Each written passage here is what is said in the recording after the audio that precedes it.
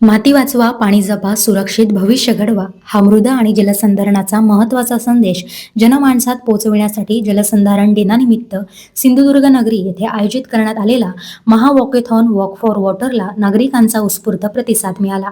या उपक्रमात जिल्ह्यातील नागरिक, युवक, विद्यार्थी, महिला, शासकीय अधिकारी, कर्मचारी आणि विविध क्षेत्रातील मान्यवर मोठ्या संख्येने सहभागी झाले होते.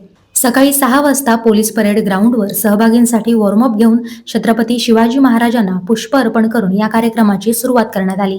यावेळी जिल्हाधिकारी तृप्ती धोडमिसे यांनी उपस्थितांना जलसंधारणाची शपथ दिली.